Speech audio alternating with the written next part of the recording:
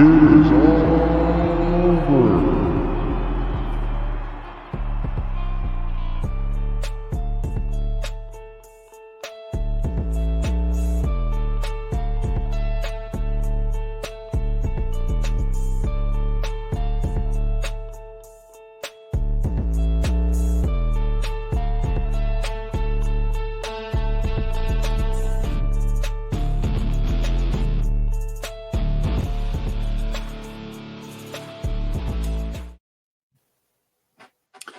Hey guys, how are you this New Year's Eve? And Happy New Year to anyone who has already celebrated it.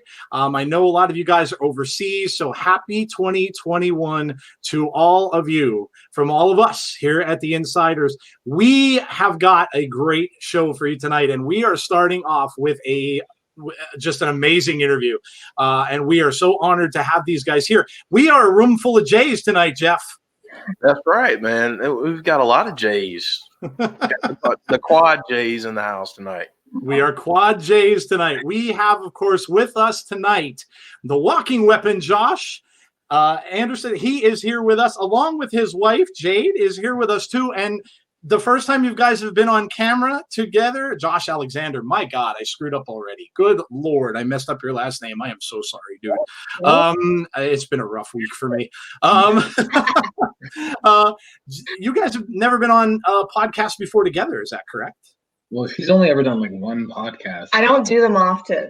Oh, well, and yeah, we hosted playback for Twitch for Impact for what, a year? Over a year together. So it was every Wednesday night, and it just recently got canceled. So when this popped up, I was just like, oh, it's New Year's Eve. The only way I would be able to have it is if my wife comes on with me. So it's a good way for us to say goodbye for the playback fans Stuff and everything. It absolutely is. Absolutely is. We named this show Kiss 2020 Goodbye. Like we just got to get rid of this year, man. And it's so great having you guys here to help us kick it off. Because I think everybody's in the same boat. Just want to knock this year just out of here and just go on with 2021. So we are thrilled to have you guys with us. And the fact that you've never been together in a podcast, that's an honor for us, man. That's a real honor for us to have you. So, and I know Jeff.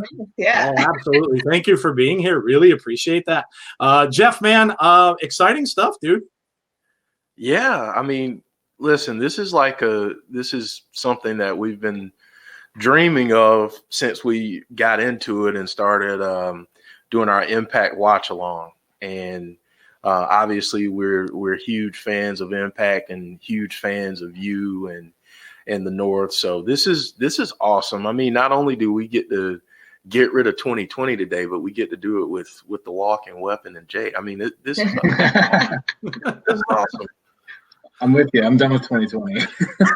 Ready for something new. Aren't we all? Just to get it out of here. I know it's only a date, but you know what? It's symbolic. Just to you know what? Let's move on.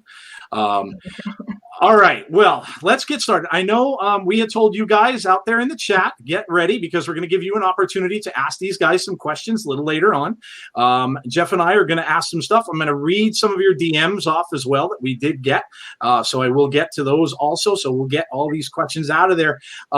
First thing I've got to talk to you about, Josh, is I love the story, and I think this is just a great positive story to talk about right off the bat because, again, we're talking about 2020, but I love the story about your comeback, the injuries that you had, the comeback that you made. And I got to tell you what got me with that story is the whole fact of the matter that after the doctors, you noticed that you didn't have the neck brace and things like that, and then the doctor said you could wrestle. The fact that you came out and said, I felt bad about going back because we had already had a retirement thing for me. I don't know that there's too many people that would do something like that. Like in a lot of ways, I see a lot of other athletes might be like, you know what, hell, I'm just going to go back and pretend it was a work and that was it. So to me, the fact that you did that, man, that really stuck with me. And I really, really admire you for that. I think that's amazing. And so tell the guys a little bit, and I know you've probably talked about this story a million times, but for the people that don't know in our chat, just give them a little bit of a background with that if you could, and kind of like what made you decide to do that? To retire, to come back. to come back and then obviously to make the decision to, when you were thinking about it and kind of thought, you know what, I shouldn't do this because we went through all the retirement stuff. What kind of pushed you past that? Well, the backstory is I wrestled for about 9 years, and after that 9 years, I started getting, all these opportunities and making a name for myself, and I actually broke my neck. So I had surgery. I didn't tell anybody because I was on the cusp of getting a contract with the company, I thought at the time. And 6 weeks after neck surgery, I came back to wrestling thinking I could work around it. And inevitably, this caused me to require a second surgery where the doctors wanted to say I could never wrestle again. And I did a whole retirement tour. I went out the way I wanted to with the match I wanted to have. Raised some money from fans that were very supportive of me because I was going to need time off from actually doing anything with neck surgery. And when I woke up, like you said, no neck brace, very confused.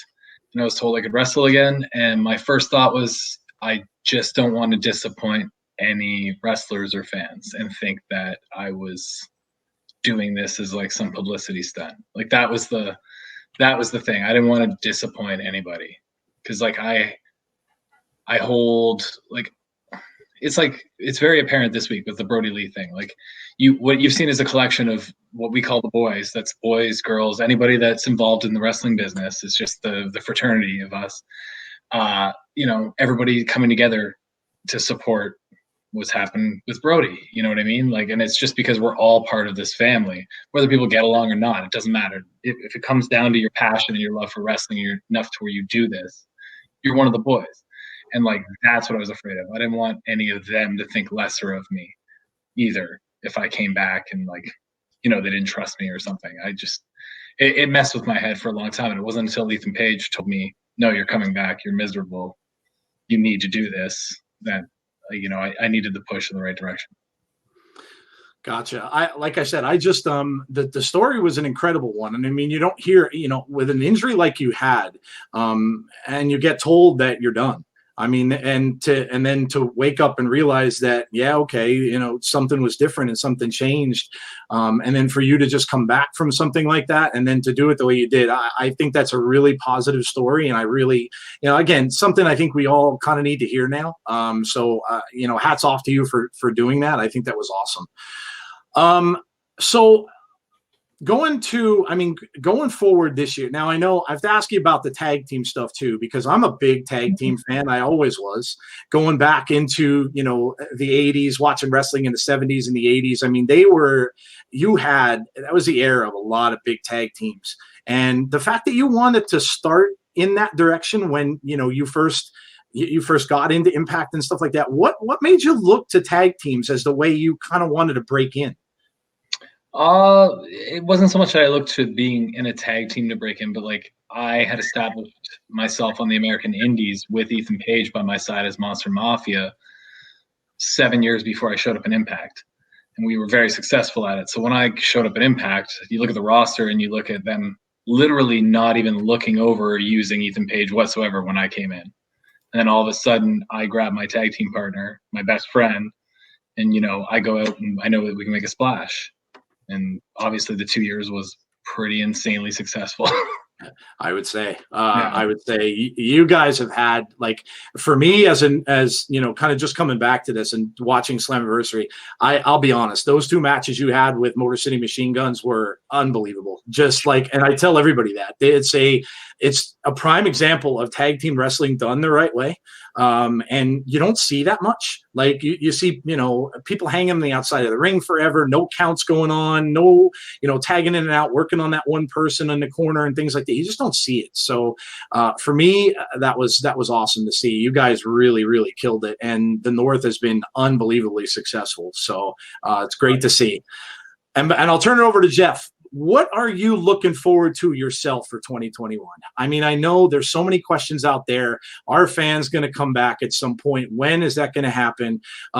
But for you now, what are your goals? What are you looking to be doing this coming year for Impact? What are your goals going into 2021? I recently told Ethan Page on an episode of Impact that we cannot be a tag team at this time. So the North has been put on the shelf, and it will come back eventually. It'll always be there. I will never tag with anybody else. I will never want another tag team partner on this planet. So if you see me tagging up with somebody else, just know I got paid a lot of money or I owe somebody a favor. But yeah, for the meantime, I will be pursuing a singles run in Impact Wrestling. And the only reason I got into wrestling was to be a champion, and I've been a champion at every single company I've been a part of, so I don't think this is going to be any different. That's awesome. And I really am excited to see. I remember, again, I watched toward the end of the video, and I know Ethan mentioned that to just kind of take the reins off of you and let you go. And I think a lot of people are really excited to see that and to see what you can do on the single side of it. And I know I am. So that's awesome. All right, Jeff, I'm going to stop hogging the interview. Go ahead, my friend. You're up. Can we just go ahead and get Josh for Impact Heavyweight Champion? I mean, already. Hashtag. Yeah, let's get that hashtag started, folks, in the stream, because I think we all want to see that, because man, what you do, what you bring to the table, absolutely incredible. So I'm really hoping that 2021 in your singles run goes well, and that it culminates with the championship, because you absolutely deserve it. You've earned it, man. So I'd like to ask both of you a question, since you have both been involved and are involved in wrestling. How did both of you get started in wrestling? When did that start for both of you? And it doesn't matter who goes first. Okay, long story short, I was going through my first ever breakup. So my first love. And I turned to wrestling. I've always been a fan since I was little. My entire family were. Every Sunday we'd get together, have dinner, and watch pay-per-view together. And of course, all the other programmings. So I've been a fan since I was little. Wrestling became my outlet. So I started training, and it helped me, because I was in my room hiding for 3 months, just heartbroken. So wrestling saved me. That was scooped me. Me, how did I get started in wrestling? I was a kid that lived in the middle of nowhere with no neighbors, anything. Like, I was a country boy, and I was an only child, so I had nobody to play with. And I was like 11, 10, probably driving my mom crazy, and she brought me home a WWF magazine. And I didn't know what wrestling was, because we weren't allowed to watch it in my household. My stepdad didn't like it. But this magazine just opened up my eyes to this whole new world. So I went to the video store and rented all the tapes, and I've been addicted ever since. And it's been my life's work and passion now for that was almost 20-something years ago that I discovered wrestling. But yeah. That's awesome. So obviously, everyone sees the end result. They watch the matches and they see all of that, but a lot of casual fans don't really know what it is to train as a professional wrestler. So again, to the both of you, what was training like for you, and what was the toughest part of training? The toughest part was really trying to prove yourself as a male. I don't know if that makes sense. In my head, it does. But back in 2003, is when I started training. It was hard because, you had to really prove. You really had to prove yourself. You were a girl. You were treated like a girl. It was hard because I really, being broken down emotionally, I really had to have super tough skin to kind of get over it. Just get over it, and then you have to do this. You have to be strong. You have to prove you're not broken or frail. So that for me was not being so girly. Those times were different back then. A lot of schools now, this is not a great thing. There are a lot of wrestling schools out there. So anybody can go train, but reputable trainers are hard to come by at some of these places. So like now it's run as a business. The more students you have, the better. You're not trying to put out this amazing product of the best wrestler. If you want to be a really good wrestler now, you have to go to these places and figure that stuff out yourself off, which is the difference from back then. Back then, they were trying to weed people out and not let too many people in and still protect the business more, as they say, right? Mhm. And me, the toughest part of training was I was trained at like a less reputable school with no trainer, and then I went to be retrained a year later by then X Division champion Johnny Devine, who was trained in the Heart Dungeon. And he's not a nice man, especially with training. He's one of those guys that would rather see everybody quit and not join the business than, earn their way in. The physical pain and all the Hindu squats and push-ups and stuff, I mean, it sucked in the moment, but I think the worst part about training was just worrying about, like, because I never had like a coach in my life, my figure, like a coaching figure, and I just didn't want to let him down the whole time. Like, if I disappointed him, you know what I mean? It was like I was disappointing my parents. It was crazy, but like it was great because then, like, obviously I learned really well. You certainly did. You certainly did. So this is a question about just kind of how taxing wrestling can be, and being on the road a lot and things of that nature. How do both of you kind of keep each other motivated, being there for each other when when there are several days in between when you get to see each other and time is limited? What do you guys do to kind of just remain connected and be there for one another? I never want to bug him as much as I'd like to bug him. I know he's busy, and I think with me already being in the business, I can understand that. So it's easy for me to just, I want him to be focused. I want him to do well, so I don't want to be a distraction. I'll send photos of the kids, and just kind of like, hey, this is what we're up to. It's kind of like sending our love back home to him. But would you call it a ritual? Yeah. So one of our rituals is he will let me know.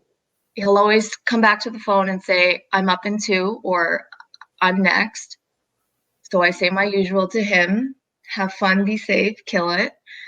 And then he usually tells me how long the match is. I don't know if I'm allowed to say that, but then I'm sitting there timing if I can't stream it, or I'm on Twitter with the hashtag of, the show, whatever their hashtag is, and I'm like looking, I'm like waiting for fans to talk about it or post photos of it. So I'm like anxious, and then I wait. Okay, well, 20 minutes is up. I'm waiting, and he knows that to try to come straight to the phone. It's just to be like, she has this image of me being on a stretcher, not able to text her from my phone or something at all time. He almost every show bled, okay, which I'm okay with. But if I'm watching and I see him bleeding, I just need him to say, I'm good. And then I'm like, okay, great, that's fine.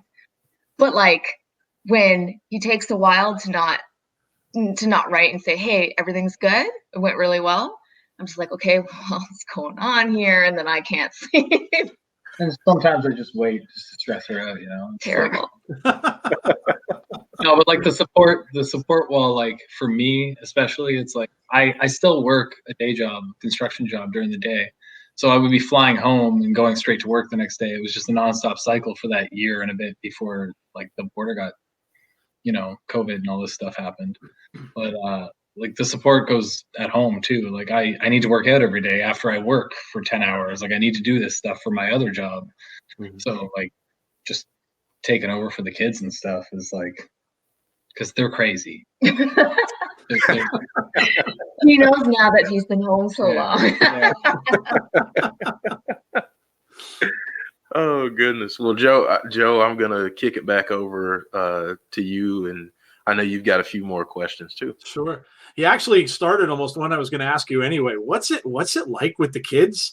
I mean, you kind of talked a little bit about that too. That's, with Josh not being there, and, what is it like with them? You know, I mean, for both of you, Jade, you being at home with them, and then Josh, you being, on the road so much without them, I'd imagine for any father and any mom, that's got to be kind of tough.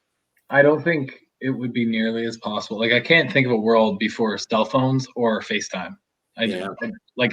Being like Bret Hart with 2 sons in 1994, like, I'll call you when I get to a payphone or something like that. That's true. That yeah. was the thing. Yeah, video chat is a lifesaver. Yeah. That's been our pretty much saving grace, right? Yeah. I think a lot of people, being like the elder statesman on the podcast, I think a lot of people don't realize. And when I talk to my kids about like having pay phones and having phones that are corded and things like that, they're like, what do you mean? You couldn't leave the room with the phone? And I'm like, no, you couldn't leave the room with the phone. So yeah, I mean, technology, it's a big help for things like that. But that's great. That's, it's great that you guys can at least communicate that way and stuff like that, especially with kids and without seeing them and stuff like that. I know, just for me in a career that I was in, not seeing a lot of things along the way and stuff like that is tough. So that's great. That's awesome that you guys can do that. Mm-hmm. Jade, do you ever miss it? Is it something you'd ever want to go back to? I saw that look.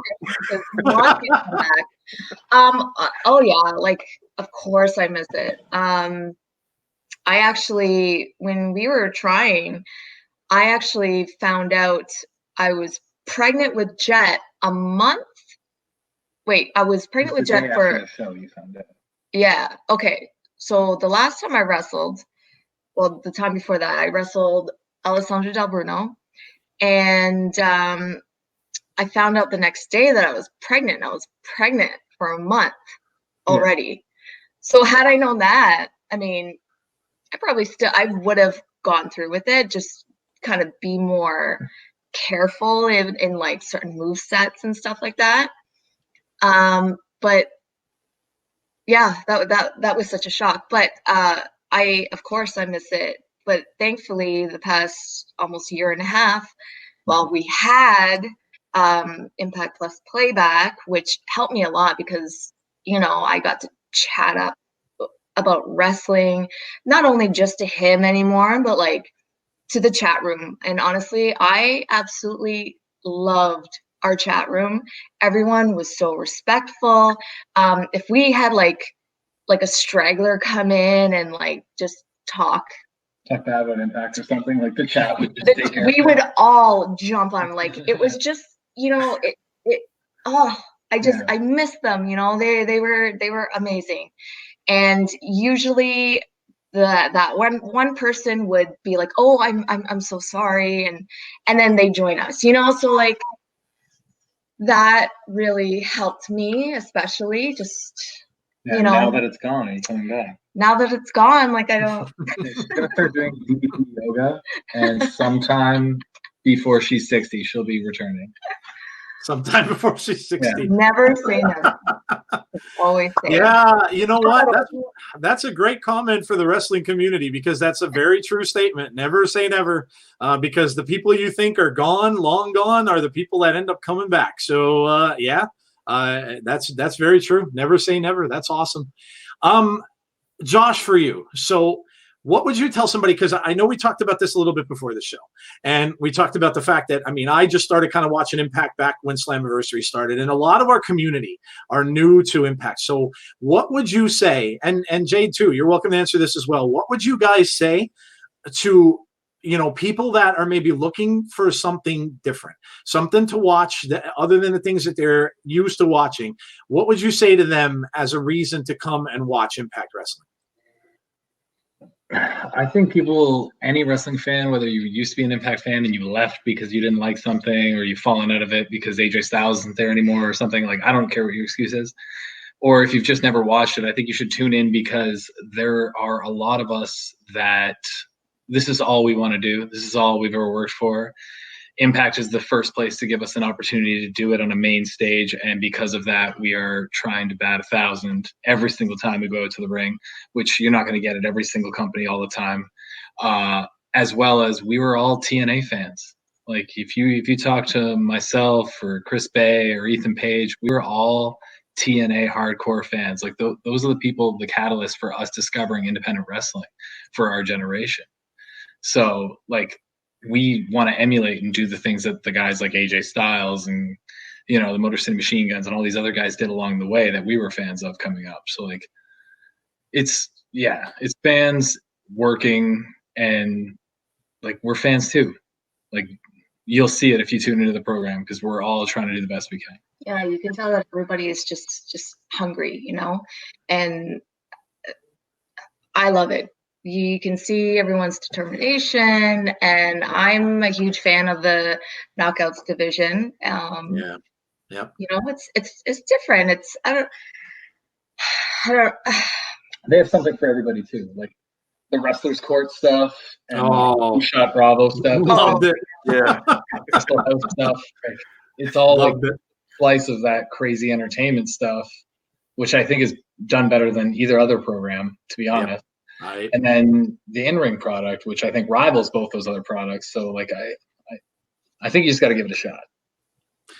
Yeah, very well said. And to your points, I have said before that, and I've read this in other places too, that the promos you guys do, like you were saying, with Wrestle House and with the Bravo thing, and it's really good. Like you guys just do it really, really well. And the stories flow and they go from week to week. There's no nonsense to them. They don't drag out too long and things like that. So yeah, absolutely. And I've been a promo guy, and I guess that was 80s wrestling that did that to me, because I mean, that's what you saw. They were larger than life people on the screen every single week and every single time. And it was promo after promo after promo. And yeah, you guys are absolutely killing it. And the in-ring work too, the knockout division, I absolutely love. I know Jeff and I are complimenting them all the time, and we'll put them up against any knockouts, any women's division that's out there. They're just doing an amazing job, and such athletes you have. It's really, really awesome. Really, really awesome. With that, Jeff, let's go back to you. And then after Jeff is all through, we will come out to you guys in the chat. So get ready. We're going to have you guys come with your questions next. So I do have a couple I will read from DMs I got from some people. And then we'll come out to you, and you guys can ask Josh and Jade your questions. So go ahead, Jeff. Yeah. So kind of going to the in-ring stuff. I mean, Joe mentioned it earlier, but the matches you guys had against the Machine Guns this year were absolutely just tag team perfection, in my opinion. So with that being said, what are some of the matches, some of your maybe 2 or 3 of your favorite matches ever that you've been involved in? For the North, I would think the 2 that both myself and Ethan Page agreed upon were Atlanta from March. It was for television. We wrestled Tessa and Eddie Edwards in the main event of an Impact show. It was just, the crowd was insane, and that was like one of the last crowded shows we did. So, to be left off on that note was crazy. But that, and then a month or 2 earlier, also in 2020, we wrestled the Rascals. It was Zachary and Trey in Louisville, Kentucky, at the OVW building for one of the app specials, and it was also really, really good. That's awesome, man. What about a singles? One of your singles matches? I like to think that me and Vikingo from last January in Mexico was probably the best singles match. I've been blessed to be the singles competitor out of the 2 in the tag team so far. It seemed like all the big matches, like I wrestled Marufuji, which was an insane bucket list thing. TJP and me in Las Vegas, we had a really crazy match. I've wrestled Eddie Edwards in singles. Like I've wrestled a lot of these guys already on the roster in singles matches, big marquee singles matches. So, but me and Vikingo in Mexico was probably the best. Okay. Awesome. Jade, what advice would you give to any women out there that are aspiring models or wrestlers about, just what it takes to make it, and anything that you'd like to share to kind of help them as they, get started? Yeah. Well, I came up during a completely different time, and we spoke about this because it was a little bit harder back then for me, especially.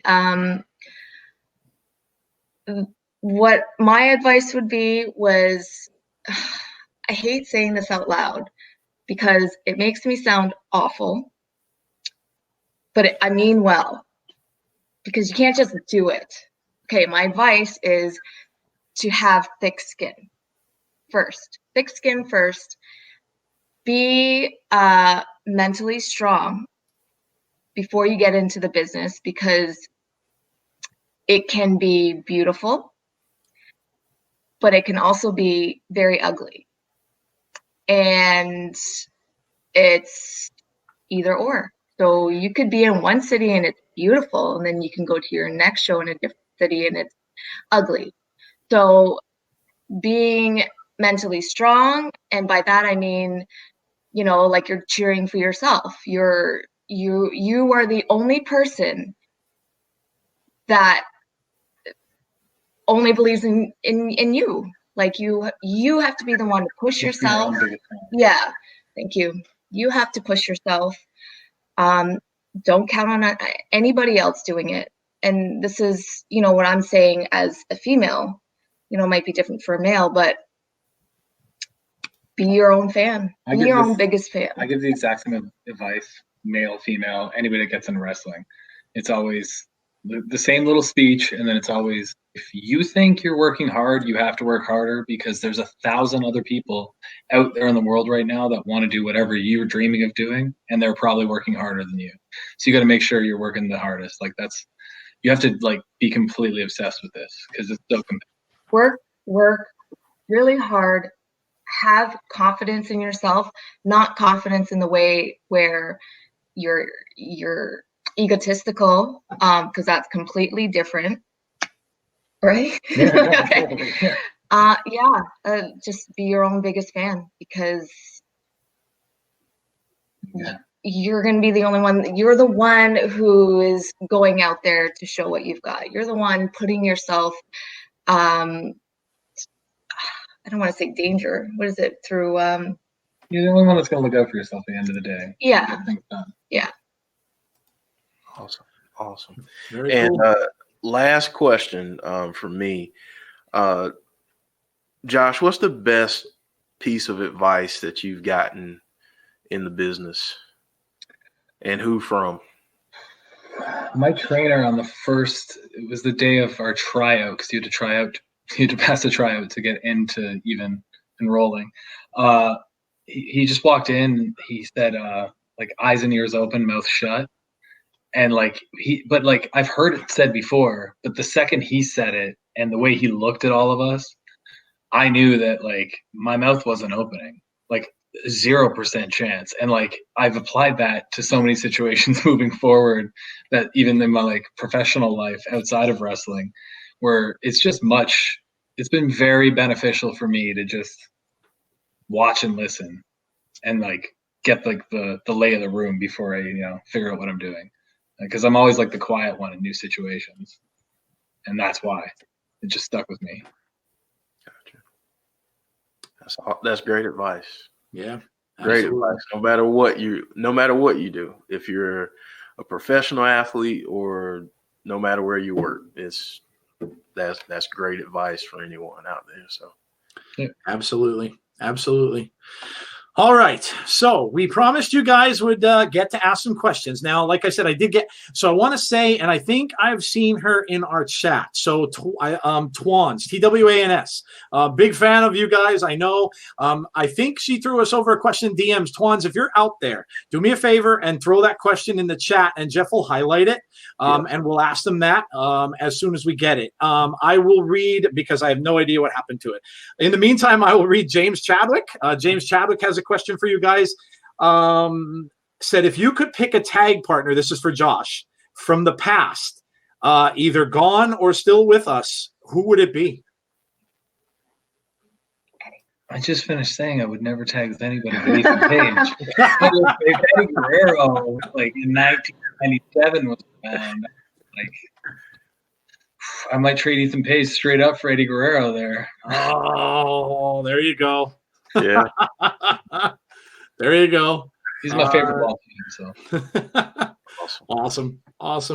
Let's see. Did we get Twan's question, Jeff? If yet. you're out there, Twans, let us send us that question over.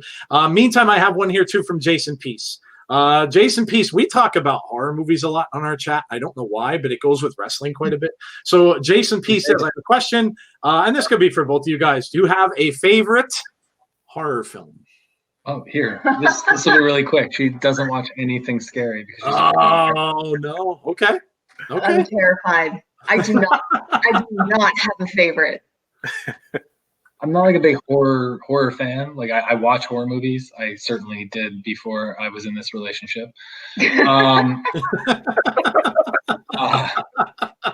love Insidious or The Conjuring. Like either one of those two that brought in that whole, kind of franchise. Yeah, I love all those horror films. You just terrified Joe. You did. Yeah, that's like Joe's biggest fear is anything from those movies. He's done. He's just out. Yeah, man. It's like so if I see anything like contorting backwards somewhere, yeah, I'm out. Like I can watch blood, guts, and gore. I can watch slasher films galore, anything like that. I'm a big Friday the 13th fan. Love all that stuff. I can watch any of that. But the minute I see, especially children or women contorting backwards, walking, like I'm done. I'm done. Yeah. I'm literally done. Oh man. All right.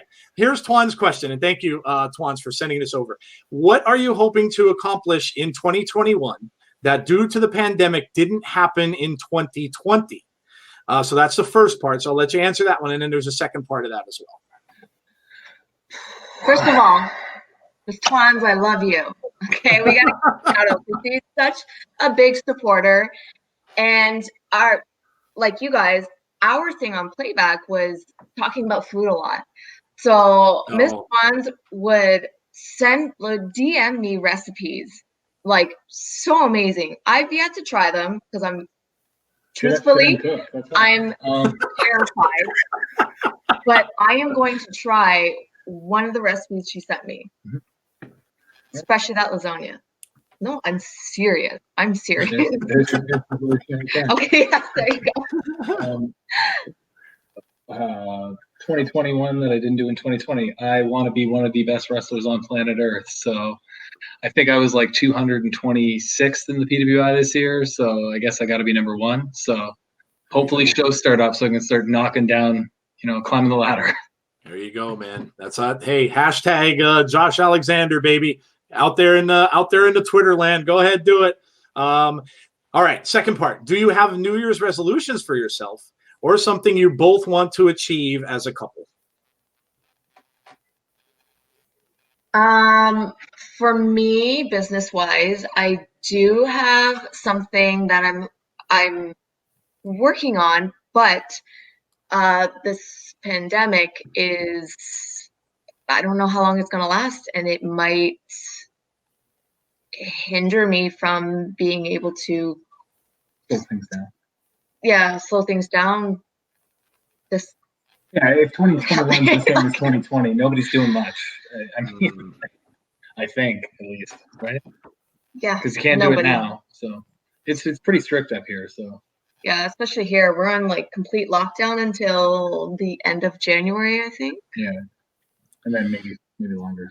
Yeah, we'll see. I don't do New Year's resolutions usually because I'm like I like a starting point. So like this will just be like day one tomorrow, but I've made a thing to do more it's weird. I'll do more sit-ups and stuff at the gym because I always skip stretching and core work. So I'm just gonna do that every day.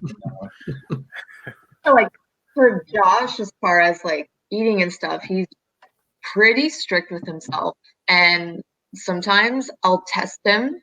Not that I would actually let him eat, but I'll test him and offer him, like whatever I had. I would never offer my Kit Kat, but I would just see if he would. And he's like super good with his eating, with his workout. So really, Got to be a world champion. Yeah, it's got to start somewhere. Awesome. All right, Jeff. Who is our next question from, my friend? All right, so we've got Kim here. She says, Josh, would you like to face the Karate Man? Uh-oh. No. Right? I'm serious. I mean, And I showed him mercy, so it just... I don't know if anyone. I mean, I don't know. He's mysterious. We'll say that. It's a sore spot, okay? I'm not a fan of Karate Man. Yeah, I think we kind of got that a little bit.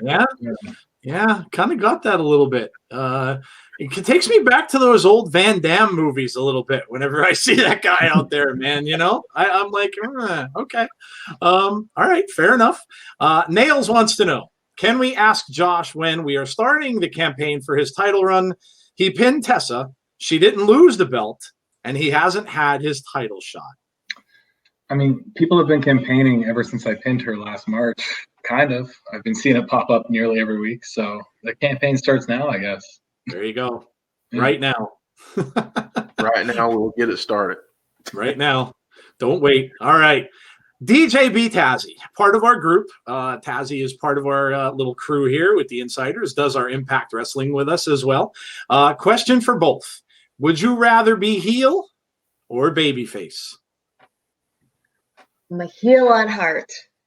I started off as one, and I ended off as one. That's a babyface. Never mind. That totally did not work. I'd say heel just because I like the responsibility of having to get the babyface over. There you go. I was talking about the show last night with the Brodie Lee show. I was talking with Jeff about this and how, for them to do that, for the heels to come out during that whole thing last night, man, that took some work. Then when you have to come out and you've got to be the bad guy during something like that, man, that's got to be brutal. That really has to be tough to do. So kudos to anyone that has to play that role. But you're right. I mean, you have to drag that out of somebody else and have people hating you. That's not an easy thing to do. So yeah, that's awesome.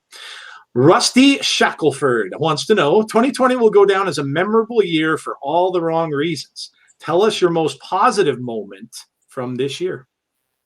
I mean, 2020 was professionally the most successful year I've ever had, regardless of pandemic and lockdowns and all this other stuff. I think the North became nearly a household name in the wrestling community all over, whether you're an Impact fan or not this year. And to say we did that during this crazy time is that's something we're both really proud of. Absolutely. Jade, you can answer that one too. Honestly, as a mother's perspective, just seeing my 2.5 excel.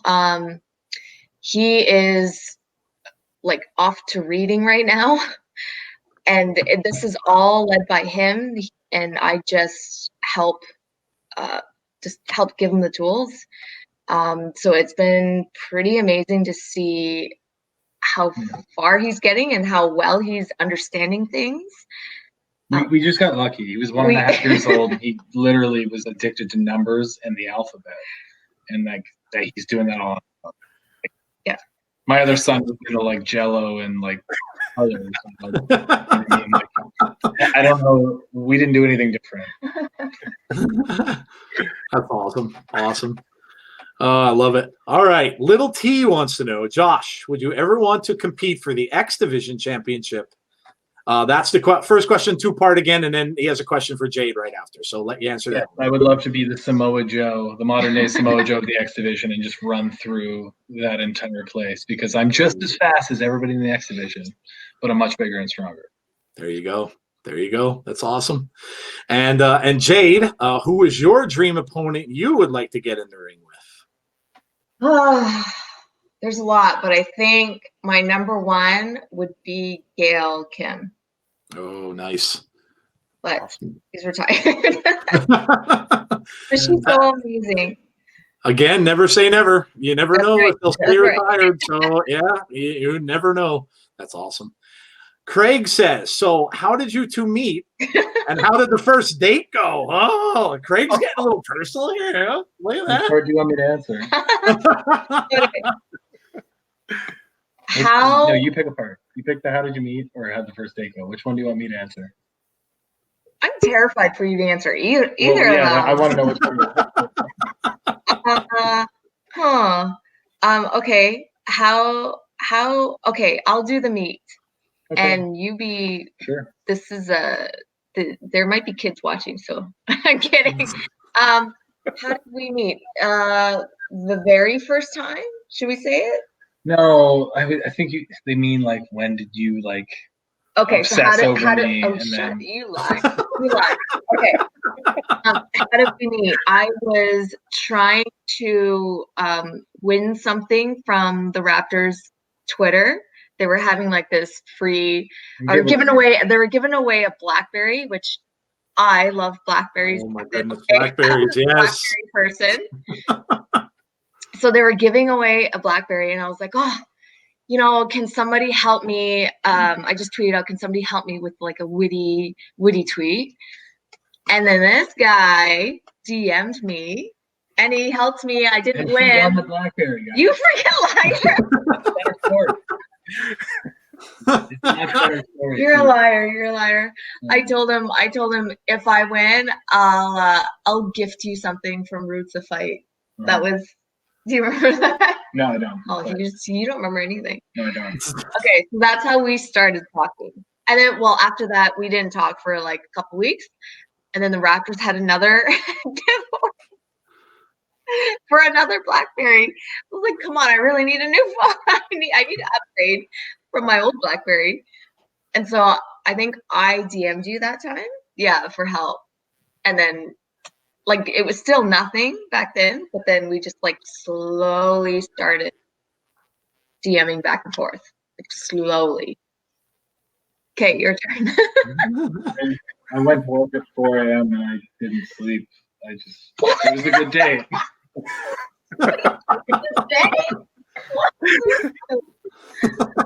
Oh my gosh. Oh man, that's First great. date. How about I just answer that real quick? You ordered mussels or something that came in a shell that was gross, and you went and ate 40 of them. Mussels? Mussels, yes. Okay, our first date was actually on St. Patrick's Day. So, of course, we went out to like a pub so that we can have did we even have a beer? Yeah, of course we had a beer. That's a stupid question. But I had mussels. Okay, I'm sorry, but mussels as appetizers are amazing. I didn't know that he's not into seafood before. So I'm just enjoying myself. Yeah. I haven't had mussels in a while. Anyway. Josh, I'm here for you, man. I detest anything that looks like that's been on the bottom of an ocean. And I'm like, no, absolutely not. And my wife loves it. My wife loves all that stuff like calamari. And I'm like, no, I'm seeing that stuff. I'm like, no, absolutely not. I love all. I have that when I can have steak. Like, yep. There you go. Steak and potatoes, baby. Whatever, guys. That's awesome. I'm with you, Jade. I love thank you. Seafood, all seafood. So I'm with you.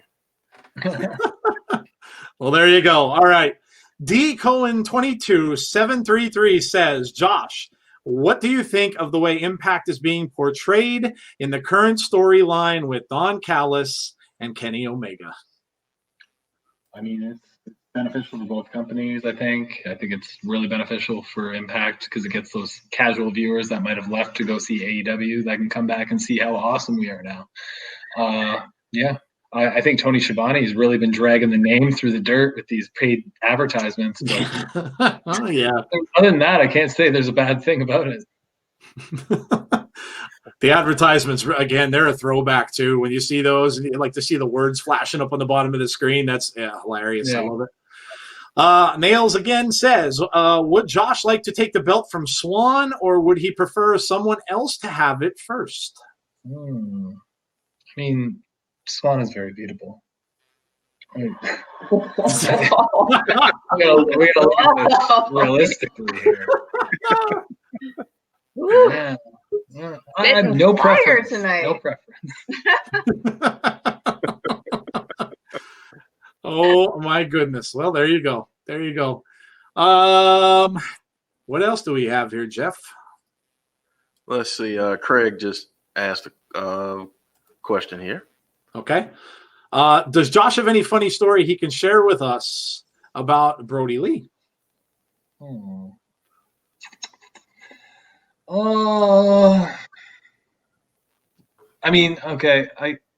There's one in like 2006. I was really new, and I went to like a small Canadian show, which was right across the border from Rochester. So Brodie was coming up for these shows as well. And this is when I met him and his wife. His wife was a referee at the time. And this is like 2006, like I said. And I don't know why, but somebody told me they would buy me dinner. I was very poor and like 18. They would buy me dinner if I wore my all my ring gear to the post-show restaurant. And so like I went into this it was either I eat and I wear spandex or I don't eat and I wear my jeans. So I wore my singlet, which had tassels attached all over the place. It was a very different time. It was a very different Josh. Into this place.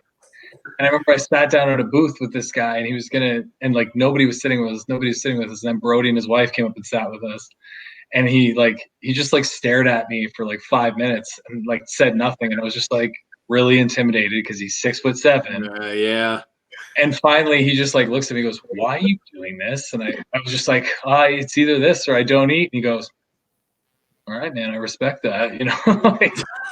And then he proceeded to make fun of me for the rest of the night and like point out things to the waitress that kept coming over to get like drink refills. But yeah.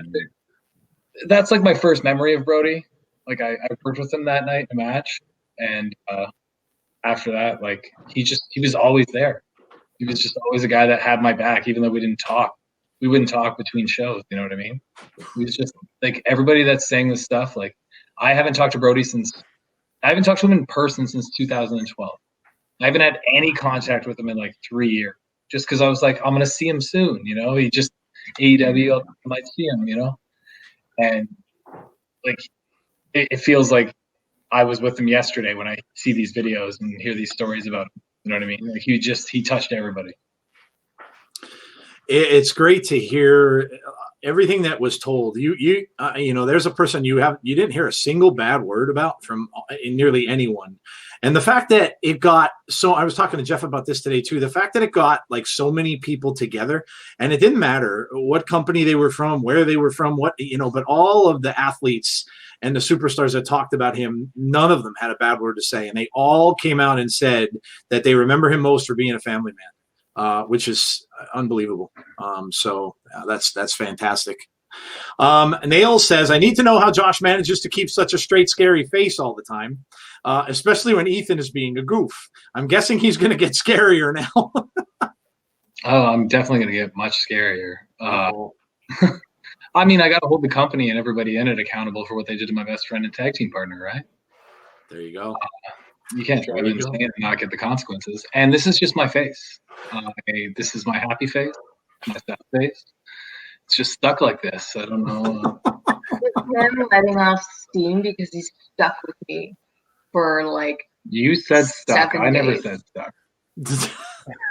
I'm I'm very happy to be here. And it all goes back to the muscles. Oh man.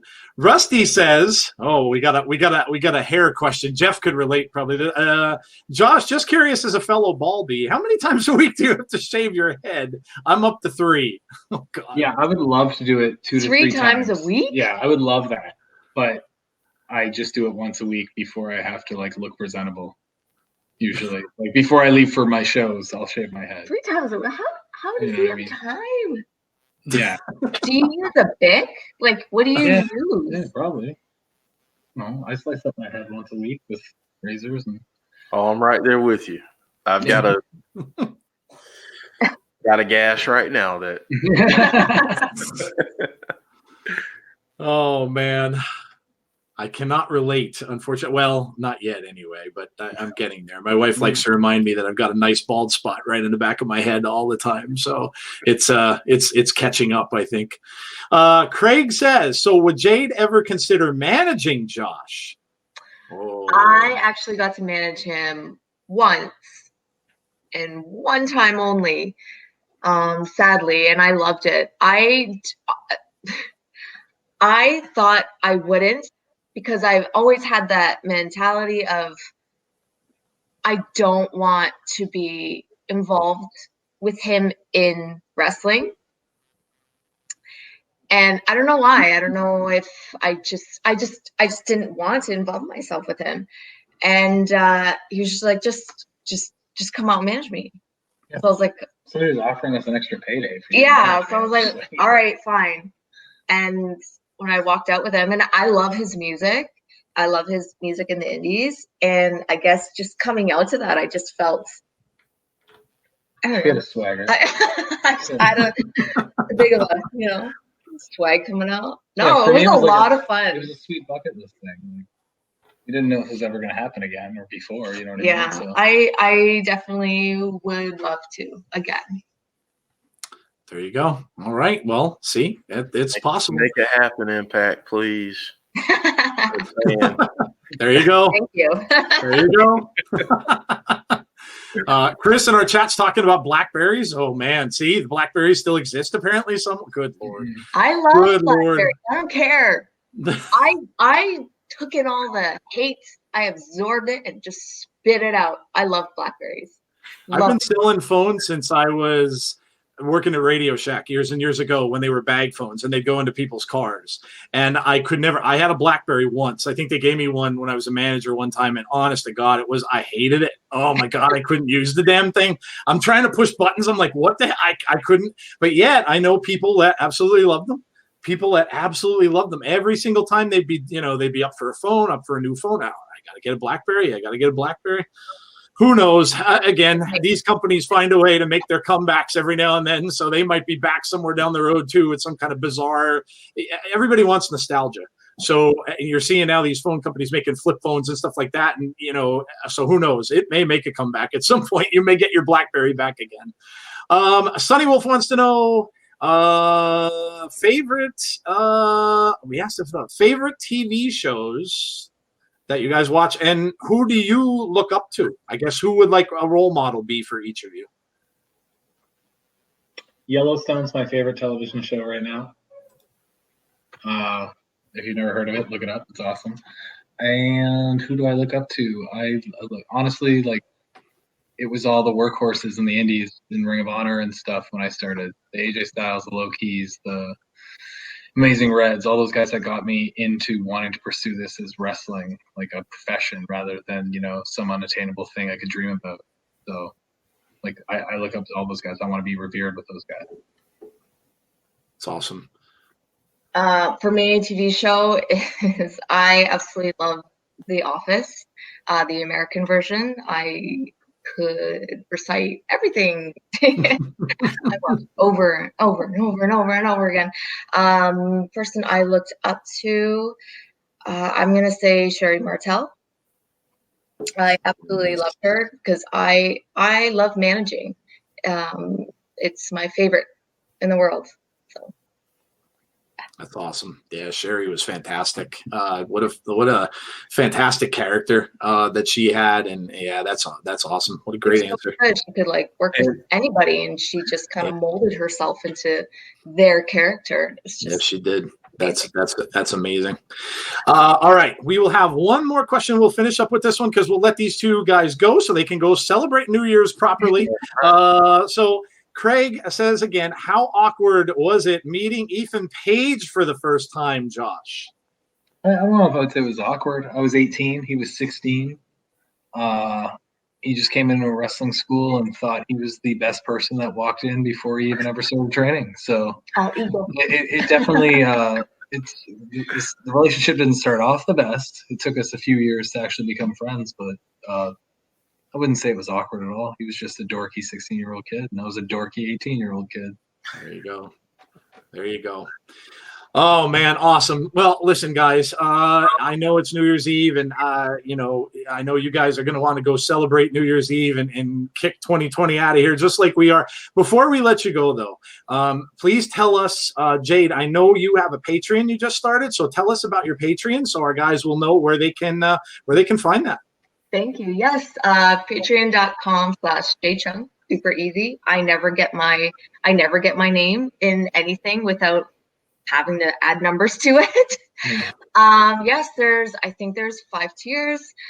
Yeah, I just started it, so I'm a little nervous because like it's just something new, right? But yeah. Very, And I'll very get cool. walking_weapon on everything. So if you want to support me, check me out. If you want to buy a t-shirt from there, my Teespring's linked to all of it. Otherwise, you know, just watch Impact every Tuesday night and enjoy the ride over the next year and a bit while I'm, you know, going for that world title. There you go. That's awesome. Awesome. Guys, I can't say how much we've loved having you here with us tonight on New Year's Eve. Special for us because it was our first live interview that we've done. We've had several interviews before. None of them have been done live. We did them all kind of podcast format. It's such an honor to have you both together tonight answering questions from our community and from us. Can't tell you how much we appreciate it. And man, I can't wait to see where you go this year, Josh. I'm really excited to do that, and of course, Jade, thank you so much as well for giving us insight into the side of wrestling you saw as well, because it's always great to hear that.